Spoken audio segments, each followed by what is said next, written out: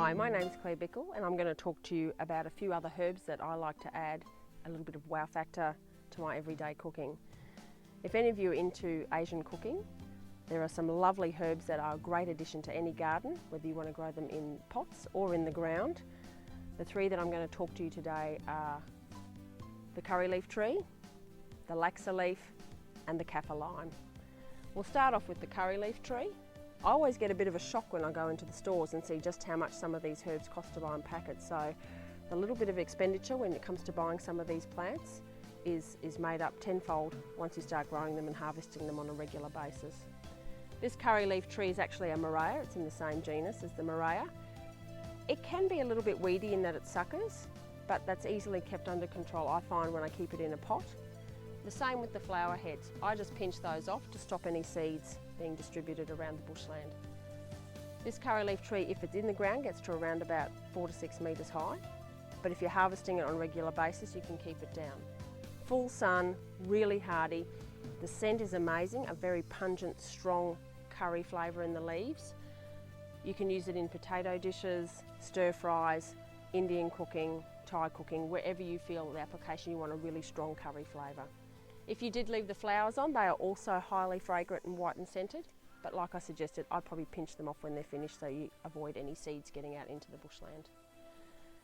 The other herb I'd like to talk to you about today is sometimes called Vietnamese mint or laxa leaf. This has an unusual flavour and a lot of people do like to use it in drinks and cookings fresh. I'd have to say I prefer using it sautéed in stir fries. It could also probably be a little bit of a pest if you were to have it planted in waterways or near creeks and dams, but I keep mine in a pot and even sit mine in what I call a glazed water bowl and have it sitting there just in a little bit of water, as it does like to have a reasonable amount of moisture. Easy to propagate from stem cuttings, and it's not actually in the mint family, but it has a similar growth habit in that it will spread quite vigorously if left to its own devices. Thirdly on the list, I think a lot of you would be familiar with this, is the Kaffir lime. Not to be confused with normal Tahitian lime, the Kaffir lime still does get fruit, but it's very pithy. You could probably use the rind, but you're not going to get much juice out of these fruit. It's the leaves that are the prized possession of the Kaffir lime, and this is what's used in your curries, whether it's green or red curries, fish, chicken, whatever the case may be. It adds a really lovely, fresh, zesty sort of lime flavour. This is also a citrus tree in the same family as all the other citrus. It will grow to probably around about 4 metres, depending on your soil. Similar conditions, nice full sun position.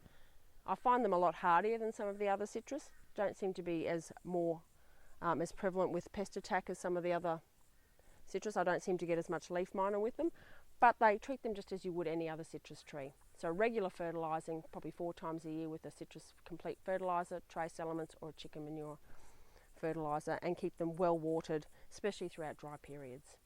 And planting these three in your garden, you'll be well on your way to having a nice abundance of interesting herbs to add to your Asian cooking.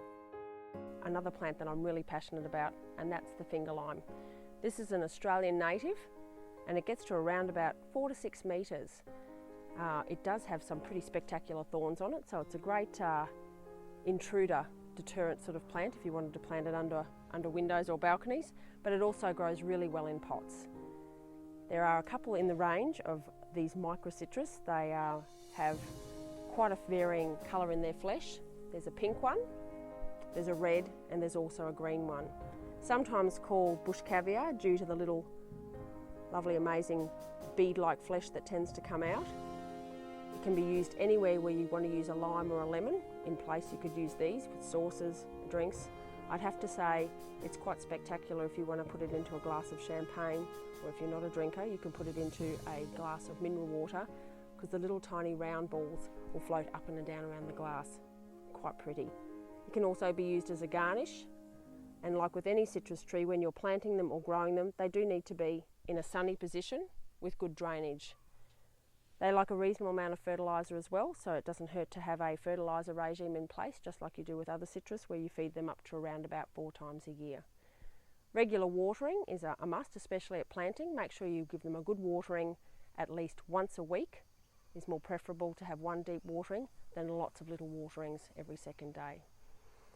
Mulch around the top, just like with most citrus, they have very shallow roots close to the surface, so it's a good idea to conserve soil moisture and to suppress weed growth by mulching with a lucerne or sugarcane mulch. They are slow growing, so have a little bit of patience with them, but in no time you'll be saving heaps of money by not having to buy your finger limes when you can grow them yourself.